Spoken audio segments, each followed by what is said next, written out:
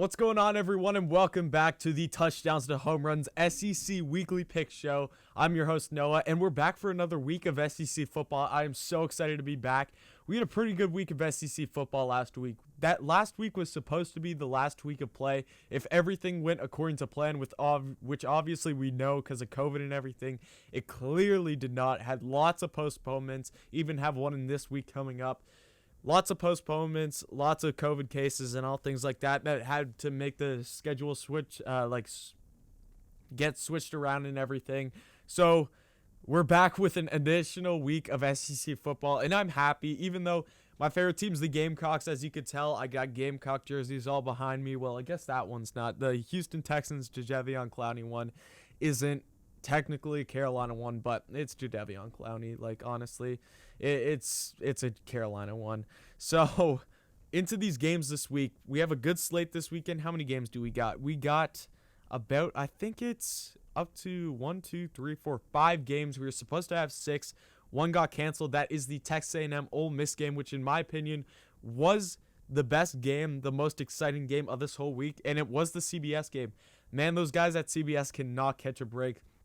Even though they were able to get the Alabama game in this week, the Alabama LSU game, and they also did the Florida Tennessee was also CBS. That was one of their dual games.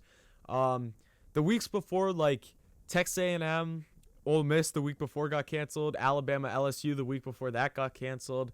There was another one that I'm pretty sure got canceled. I think it was like Tennessee. No, couldn't have been Tennessee. I forget who it was exactly, but there was another game that did get canceled. That was the CBS game. The last CBS game before last week was the Florida Georgia one, and before that the LSU Auburn one. So CBS is having a tough time getting games in this year. Ole Miss, Texas A&M. Texas A&M went out to beat who they beat this weekend. They beat Auburn in a very close game.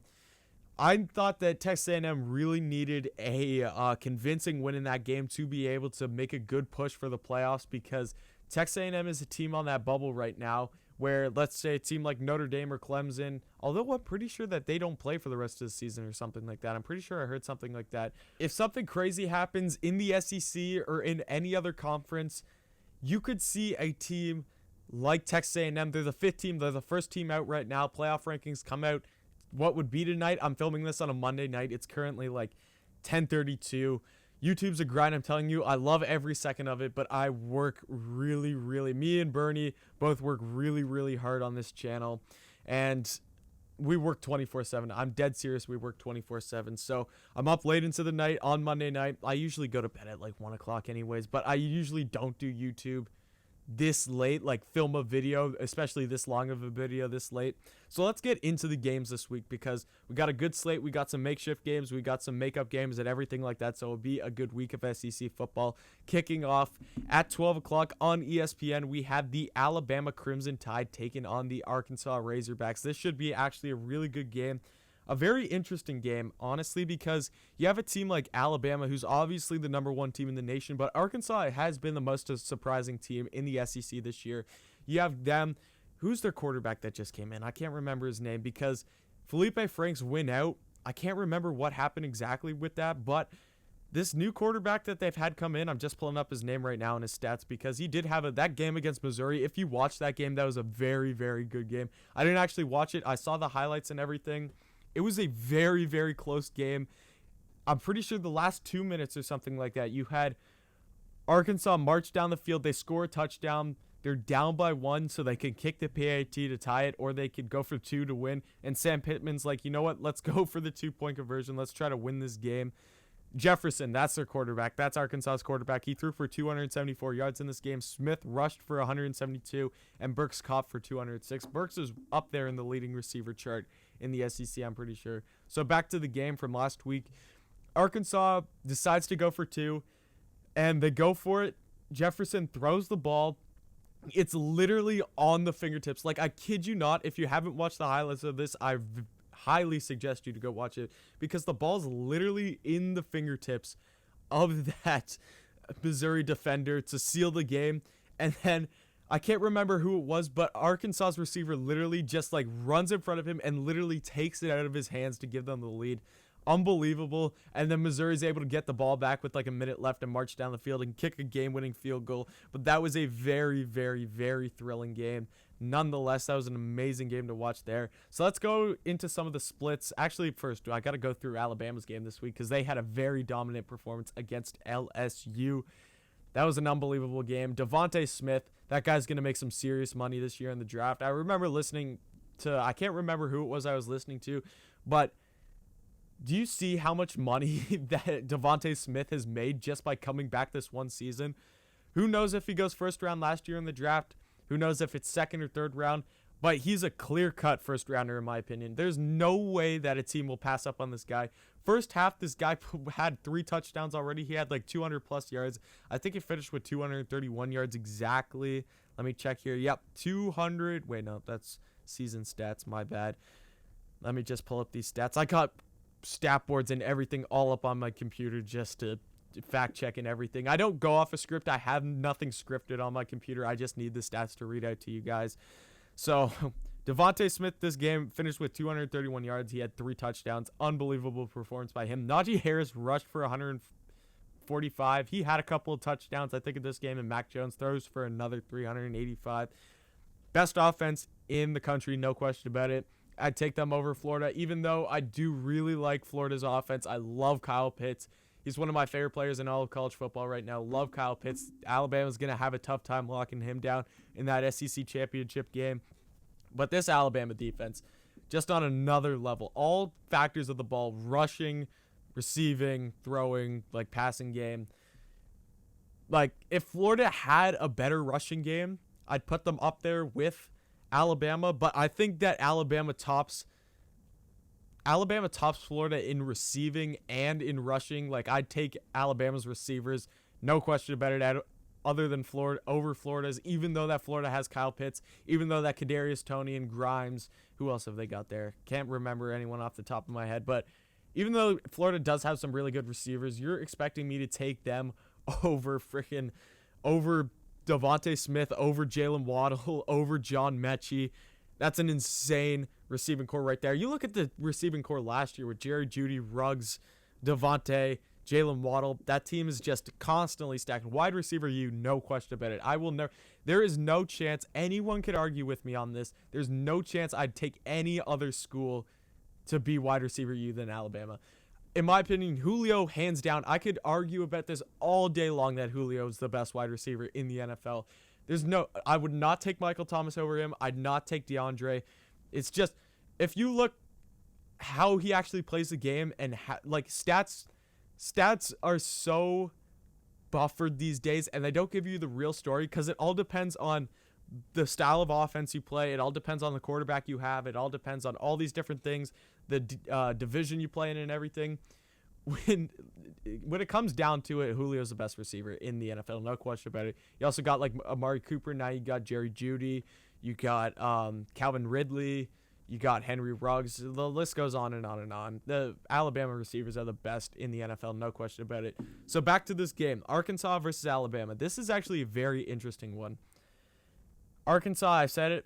Arkansas is the most surprising team this year in the SEC. Alabama is the best team in the SEC, the best team in the country right now. Alabama's averaging 49.2 points a game. Arkansas is only averaging 28.2. Alabama's only allowed 18.3 points a game, while Arkansas has allowed 33. Total yards per game, Alabama has been 500 plus, 548 yards per game, while Arkansas is putting up 414. This team, I've said it again, like, they are so good. This Alabama team is just on a complete another level than what Arkansas is at, even though I feel like Alabama fans definitely be out on alert in this game because you never know. Arkansas could come out and shock you. I'm not saying that it's going to happen. I'm just saying by shock you, I think that this game, first 2 quarters, especially this game is in Arkansas. I know that with COVID, you don't have full fans and everything like that, but it still helps. Just the routine and everything, having home field advantage and everything like that.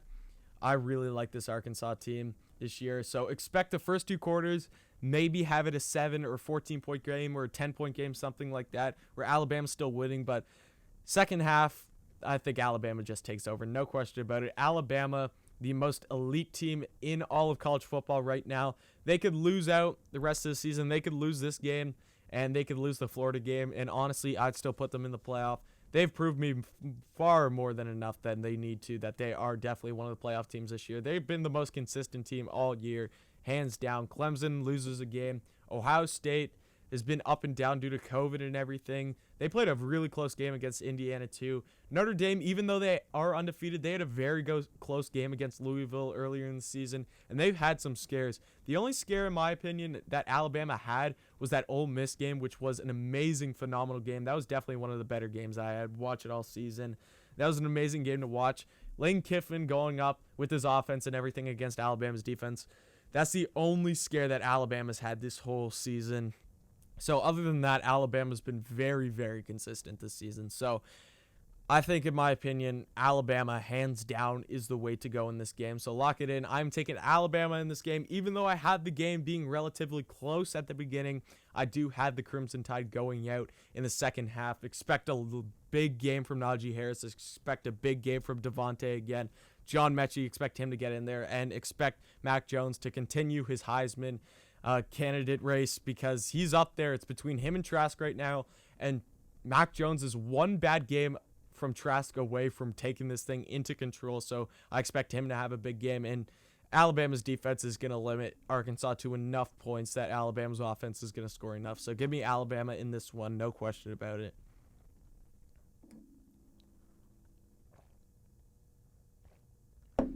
Next, moving on, we are going to Como, Columbia, Missouri, where the Missouri Tigers take on the Georgia Bulldogs. If I'm going to tell you, if I take out the magnitude in this game, like, let's say a game like LSU Florida definitely has more magnitude because, or maybe it doesn't, because Florida is fighting for a playoff spot right now. They're one loss away from getting kicked out of that. A team like Alabama wants to stay undefeated, wants to stay that number one team. Other than that, like a team like Auburn maybe is trying to get back into the top 25. But if you take out all the magnitude of all the other games, and like the level that the impact of the win or the loss will have on the teams, I think, in my opinion, this by far will be the best game in the SEC this week. No question about it. Georgia at Missouri. Missouri, other than Arkansas, in my opinion, even though that Arkansas did lose to Missouri this weekend, I just talked about it, how amazing that game was, how amazing Missouri went from letting up a two-point conversion late in the fourth quarter, where the ball literally got taken out of the defender's hands. Like, the defender literally had the ball on his fingertips, and the Arkansas receiver just took it out of his hands. That was an unbelievable game. And then Missouri was able to come back and march down the field and get the game-winning drive and everything and go kick the game-winning field goal. Amazing game there. Missouri has been the second most surprising team, because I didn't expect Missouri to be like the doormat of the SEC this year, but they've definitely been better than I expected. Arkansas, I did expect to be that doormat, that Vanderbilt team that just is no good, and they've done way better than that. So Missouri, even though that they've done very well this year and it exceeded my expectations by a ton, I'd still put Arkansas as a more surprising team this year. But Missouri, nonetheless, great team this year. Their defense, I didn't really understand, because Missouri's not a team that you're going to see in primetime. They're not a team that you're going to get on CBS. They're not a team that you're going to get in those ABC or ESPN like big-time games. So I don't watch Missouri. I didn't watch Missouri until they played my Gamecocks just a few weeks ago. And that defense, oh boy, that defense led by Nick Bolton, that is something special. They can shut down an offense, even though that they did let Arkansas score a ton of points in the last game. Missouri's defense was very good in that South Carolina game. That game we played them, Missouri was able to step up and make some big plays in that game and limit our offense to only, I think, 10 points. Now, the Gamecocks' offense at that point was nothing special. Obviously, we had the leading rusher in the SEC, but other than that, nothing special from the South Carolina offense. So that was really the first time I got to see our Missouri this weekend. I know they got Roundtree as their leading running back. He's been a guy who's been around Missouri for a while. I feel like he's been there the last 7 years. Like, every single time I watch Missouri, Larry Roundtree is always the running back. I don't know why. How much has he rushed for this year? Yeah, he's almost at 835, so he could be on the cusp of getting a 1,000-yard season. If he has, would that be, a 165-yard game, he would reach that 1,000-yard mark.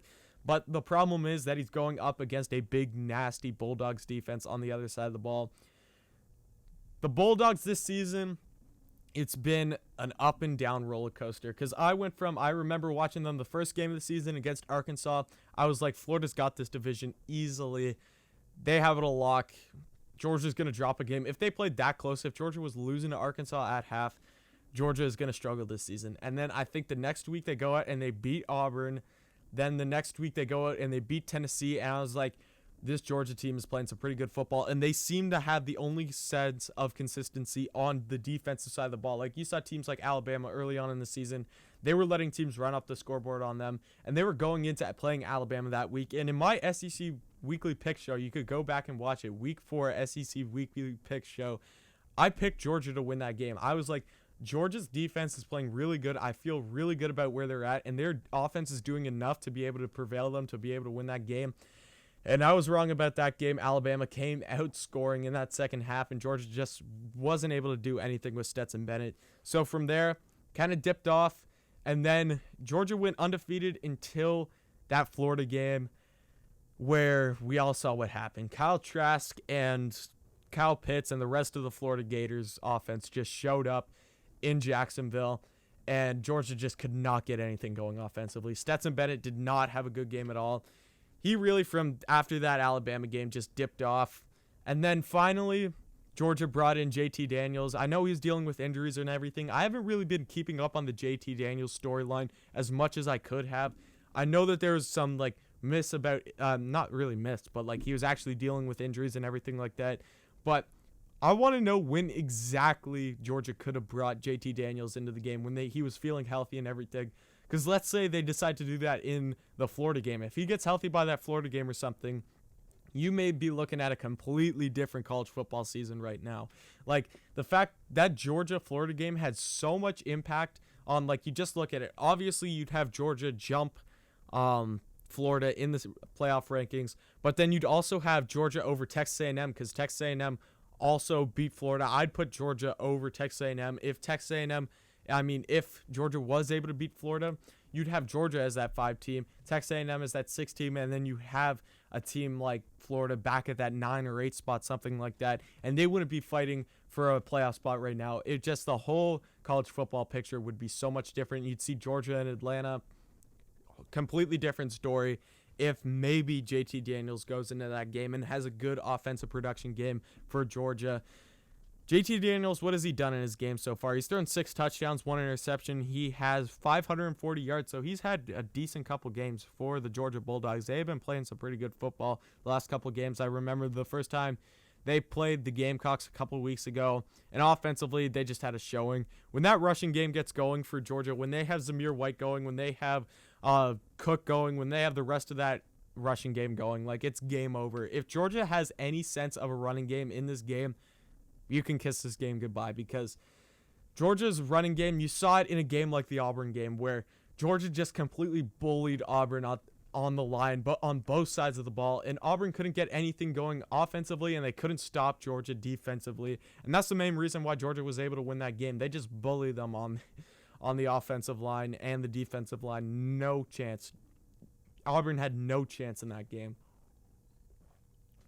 So, big keys for Missouri in this game. You're going to have to go out and you're going to have to stop this Georgia rushing game. No question about it. They have the defense too. They have the best linebacker, one of the best linebackers in all of college football in this game, in Nick Bolton. He's going to have a big game paired up with those running backs. You cannot allow them to get into that secondary. That's going to be Nick Bolton's job. Get the running backs on the ground, because that's going to be absolutely huge. You got to get White, you got to get Cook, you got to get Milton, you got to get McIntosh, you got to get Edwards, all those guys. What are they at? 6'14", 259, 183, 176, 115. That's just all of the Georgia running backs and the rushing stats. So they've had a fair share of their rushing games this season. The Georgia receiving game, it's decent this year. Kyrus Jackson is leading them, 455 yards. He's had 3 touchdowns. Burton has 3 touchdowns. Pickens has 3 touchdowns. Pickens has been underperforming this season. I was expecting him to be one of the better wide receivers in the SEC this season, but he hasn't had that good of a season as I expected him to. What Missouri's going to have to do on offense They're just going to have to go out and score. I think they need to score at least 28 points in this game, which I think they could. You saw it last week, and they scored 40 plus, I'm pretty sure. They put up a decent number against a decent Auburn defense. So Missouri has shown that they can score on offense. Georgia's defense is very good, even though they have been dealing with injuries for a long time this season. They are still a very good defense. They have still a big, solid players on that defense. So Missouri's going to have to score the ball. They're going to have to run the ball with Roundtree. They're going to have to get guys like, who's their top receiver? Batty, Knox. Wait, no, that's rushing. Chisholm, Hazleton, Batty, Knox. Those are their top receivers right now. 369 yards for Chisholm. Hazleton has 322. Batty has 314. Knox has 280. So they have the receiving stats. You just got to spread the ball. Again, those stats are very spread out. They don't have that one guy that, let's say a team like my Gamecocks, Shi Smith is that leading guy. His stats compared to the rest of the teams is through the roof. This is a very spread team. They have lots of guys that they can get the ball to. So Missouri, you're going to have to take advantage about that. But in my opinion, I think that Georgia is the better team right now, and especially with JT Daniels playing some pretty good football down there in Athens. Even though this game is in Como, Columbia, Missouri, I am going to be taking the Georgia Bulldogs in this game.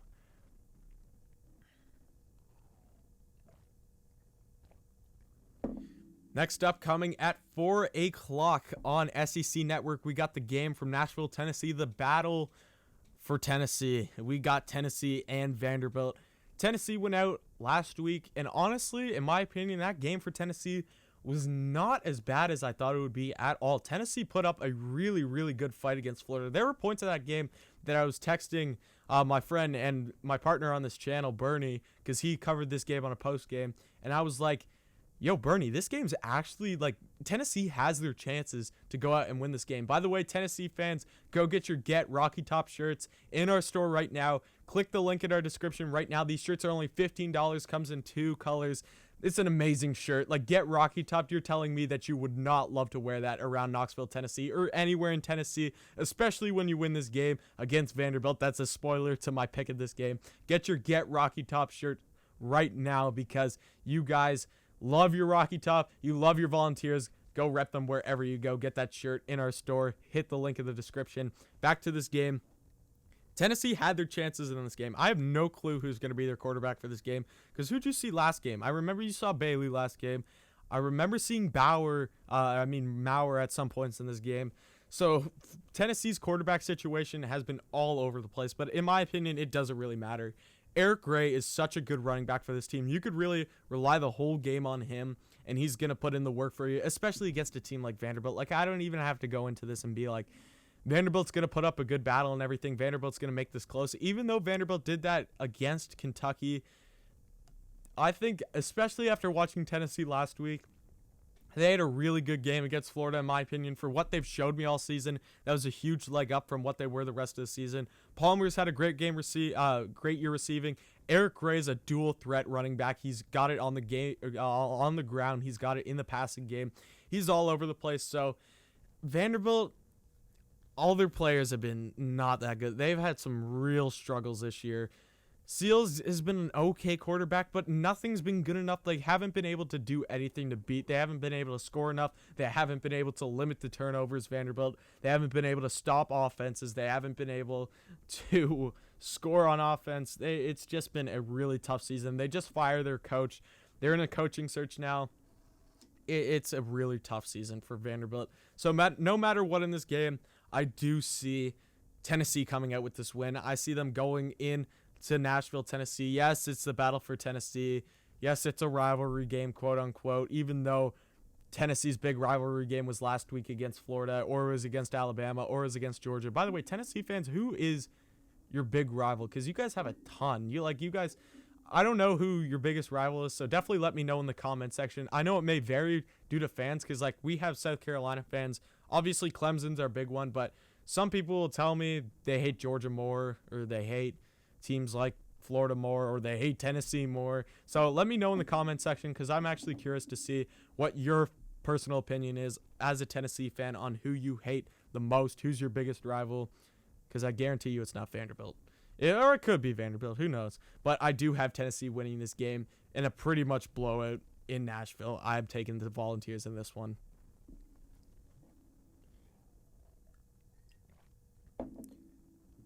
Going into 7 o'clock in Gainesville on ESPN, we have the LSU Tigers. This was a makeup game from that Week 4 blockbuster week that at the beginning of the season was supposed to look amazing. You had Alabama and Georgia. You had South Carolina, Auburn, and you had Florida, LSU, all in the same week. I say Auburn, South Carolina because I'm a big Gamecocks fan, obviously, as you can tell. But first, Florida Gator fans, I have some amazing news for you guys, and I have a giveaway, a free giveaway for you guys that I'm excited to announce about. But I have to put in the story first because this comes from a Gators fan. The only reason I'm doing this is because we have a really nice Florida Gators fan out there that wanted to do something nice for another Florida Gators fan. So let me tell the story. So we have a merch store and everything. I just dropped these new Florida Gator head shirts. They look amazing. By the way, I'm going to plug them here, of course. Definitely go get yours. Link in the description. Go click on our store. Go get your Gator head merch. We got We Want Bama. We got The East is Ours. We got Kyle for Heisman shirts. And we just got shirts and hoodies with just the logo on it. He orders one. I can't remember which order specifically he did, but he ordered like express shipping or whatever. And we weren't able to because of COVID and everything. Everything's all mumbo jumbo right now. Like everything's so screwed up. So we couldn't get that to him in express. So I was like, he paid for it and I wasn't about to take his money. Like honestly, selling these designs for me isn't as much about making the money and everything. Like obviously I need something to be able to keep doing this and to be able to make profit and to be able to produce these shirts and everything. But I take huge pride in people buying my designs and you guys telling me. I've had a lot of Gator fans say that they love this new logo, they love the designs and everything. So that's something that I was like, I reached out to Jacob. I was like, hey man, you ordered express shipping and we're not able to do it, so let me give you the money back for that. And he's like, you know what, it's only $20. I don't need it. It's not like this is like an absolute must for me. So he was like, you know what, why don't you go out and give a Florida Gators fan a shirt? And I was like, wow, that is thank you so much. First of all, Jacob, if you're watching this, huge shout out to you. That was an unbelievable, amazing thing that you did there, and you're gonna make some Florida Gators fan here really happy. So kudos to you. You're giving some Florida Gators fan a Merry Christmas. That's what he said. He's like, give a Florida Gators fan an early Christmas present. So that's what I'm giving away in this video. Comment down below anything Florida Gators related, and whichever comment, I will give the comment with the most likes on this video. What should I do the deadline to? I will do the deadline till Friday at midnight. Whatever comment in the comment section has the most likes Friday at midnight, I will reach out to you and you can have any shirt, any Florida Gators shirt in my store absolutely free. I will send that to you. And remember, this isn't from me. This is just from another Florida Gators fan who did a really nice thing to another Florida Gators fan. So, Jacob, huge shout out to you, and Gators fans, definitely go enter this contest. Comment anything. Get your friends, get your family, get whatever to come on this video and like your comment, or just get random people. Say something funny, say something good about Florida football, and just get people to like it. But Friday at midnight, whoever has the most like comment, Florida Gators related, you have yourself a free Florida Gators shirt brought to you by Touchdowns to Home Runs on our store. So definitely go check the store out to get an idea of what shirt you'd like.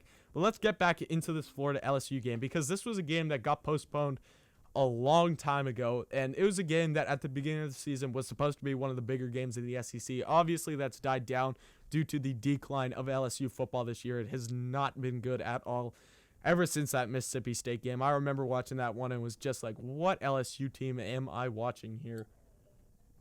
Obviously, when you lose Joe Burrow, Jamar Chase, Justin Jefferson, Thaddeus Moss, Grant Delpit, Caleb on Chason, Patrick Queen, guys like that, apparently it makes a bit of a difference in how your football team plays, because those are once-in-a-generational talents that you just lost to the NFL, and it's showing. I actually just heard news.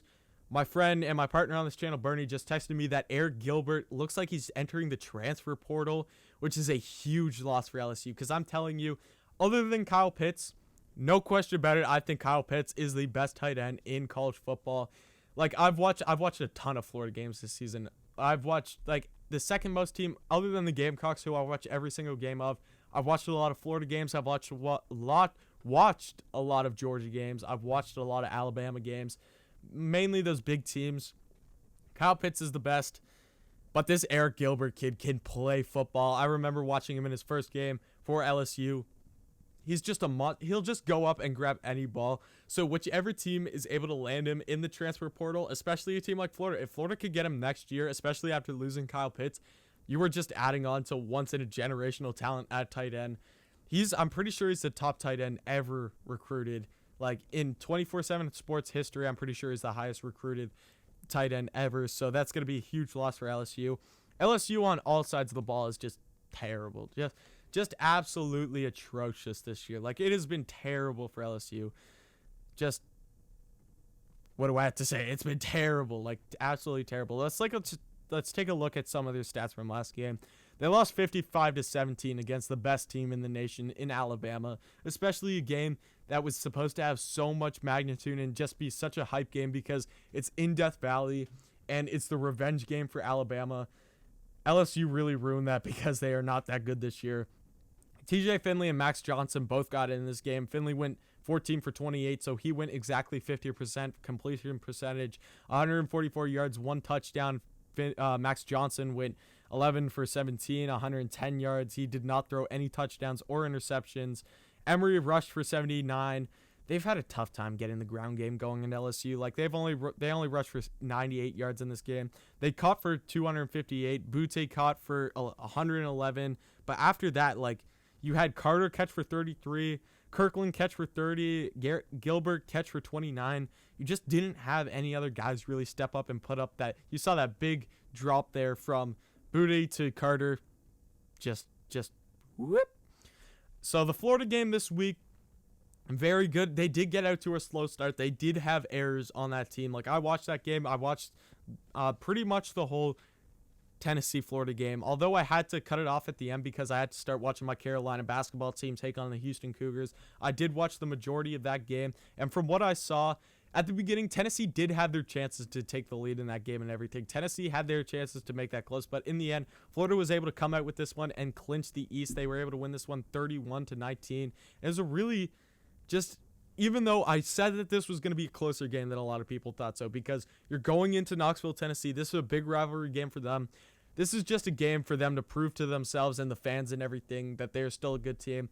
A lot of teams in these rivalry games always will play up to their opponents and make it a close game, and that's what Tennessee did in this game. Like, you got to give them credit for it, but in the end, Kyle Trask, Kyle Pitts, who else? Copeland had their rushing game was terrible. They only had 19 yards. That's what I was about to say. I was about to say, like, Pierce didn't really have a good game at all. And what did he do? He rushed for 5 yards in this game, but they had 433 yards in the passing game. That's a big difference. Another 4 touchdowns for Kyle Trask. What is this guy doing? Like, what did he do this offseason? What did he drink during COVID? Like, did he take some, like, magic Gatorade or something like that just made him into this amazing Heisman player? Because he was good last year. I said that Kyle Trask was going to be a very good player this year. So I take huge pride in him taking a jump this year because he was a guy who was very high on this season. What did he do, though? Like, he must have been trading 24/7 because his leap, I want to see him. I want my Chicago Bears to take him so bad in the draft. Like, if he goes to the Bears, I'm buying a jersey as soon as they come out. Pitts caught for 128 yards. What's new? Kyle Pitts, best tight end in the country, maybe even the best receiver in the country. You'll get a big argument from Devontae Smith and, like, Jalen Waddle and Jamar Chase, even though he hasn't played this year. Tony caught for 108. Copeland caught for 57. Grimes caught for 55. Henderson, 27. Other than that, like, what happened in the defense? Like, there were no interceptions in this game. What was the turnover battle?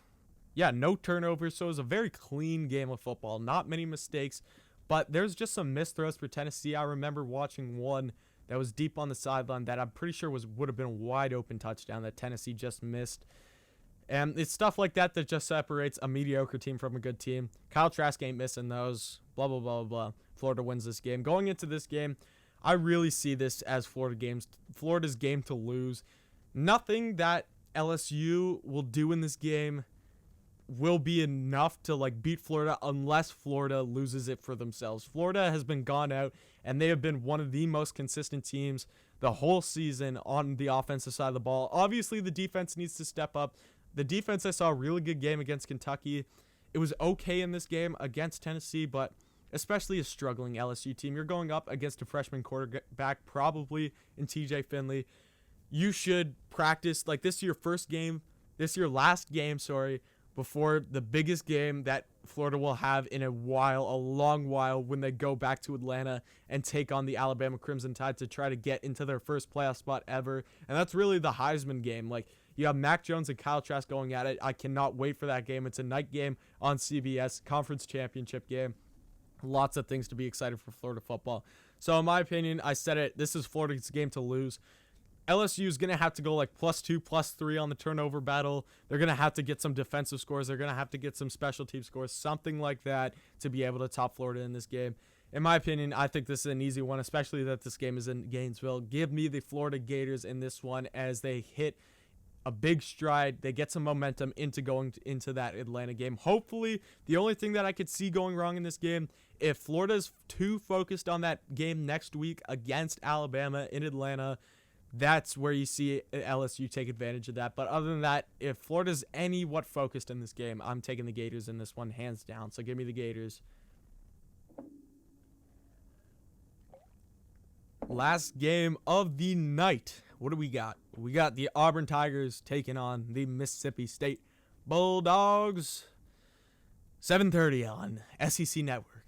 So let's get into this one. Auburn was a team that I watched their game against Texas A&M. I watched a good bit of that one. Auburn had their chances in that game. I was like, this is a very impressive game for me from Auburn. Auburn had chances to take away the ball from Texas A&M. The obvious one is the one where the ball went right through the Auburn's defender's hands, right into the Weiermeyer's hands, and that was a touchdown. That's a huge difference maker in that game because, first of all, you're taking 7 points away from Texas A&M, and you're getting the ball back into your offense's hands, giving them another chance to score points. I thought Auburn played a pretty good game in this one. Like, I don't know, Auburn fans, I don't know what you think. Texas A&M fans, I don't know what they think. I thought Auburn was decent in this game, especially against the 5th team in the nation after coming off a big loss to Alabama. I think that Auburn went out and played a pretty good game. Mississippi State, on the other hand, they were on a bye last week, I'm pretty sure. They did not play because their last game was the Egg Bowl, which was actually a very entertaining game. I think that game ended. I was able to watch the end of that game, and that was a Hail Mary shot to the end zone. That was knocked away by Ole Miss to end the game. Speaking of like last-second games, Coastal Carolina BYU was one of the best games of the season. I was watching that off and on and everything, but holy, the Mormons versus Mullets game, that's a game that should go down as one of the greatest of this year. Like, obviously, you're going to have Notre Dame, Clemson. Who else would be up there? Honestly, like that Coastal Carolina BYU one, if you haven't watched the highlights to that, you need to, because that game, the way it finished, the halftime, when the fight broke out and everything, that was a very hard-fought game and just a good feeling game to see a team like Coastal Carolina go out and knock off BYU. Personally, I'd love to see Coastal Carolina make the playoffs, even though it's not going to happen. They have a 2% chance of making it, according to ESPN. You're going to have some crazy things happen the next couple of weeks to be able to see Coastal Carolina in the playoffs. But I just want to see, it's 2020. It's a crazy year. I want to see something like that.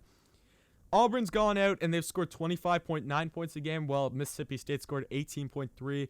Auburn's only allowed 25.2, while Mississippi State has allowed 28.4. I almost said Ole Miss there. Mississippi State fans are about to kill me. I could just tell. Like, behind your computer screens right now, you're like, you dare call me Ole Miss again.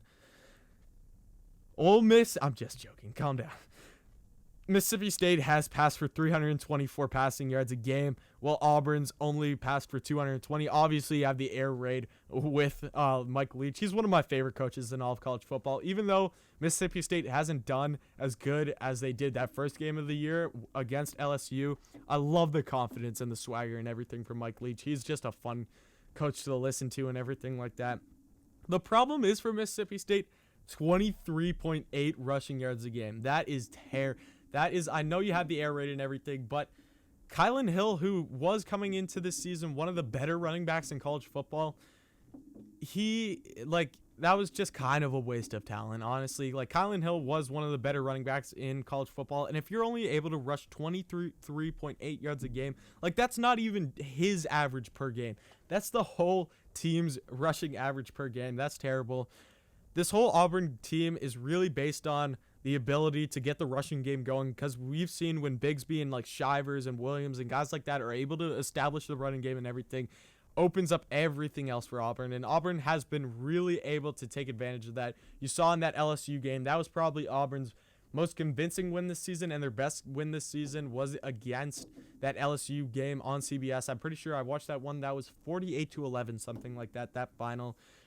Auburn had a really good game that game, and expect something like that here, because Mississippi State's defense isn't anything special. I'd love to see Bo Nix get back in. I'd love to see Auburn jump in back into the top 25, because seeing only 4 SEC teams in the AP or the playoff rankings just does not seem right to me. And it's because all the SEC teams just constantly had to go in and beat up on each other this season, but it just looks bad. Even though I know we had the 1 team, we had the 5, we had the 6, and we had the 8 in the playoff, I think it just looks bad that we only have 4 teams in. So I'd love to see Auburn win this game and come back and get into not a playoff spot, one of those AP top 25 or playoff ranking spots. In my opinion, this is Auburn's game to win.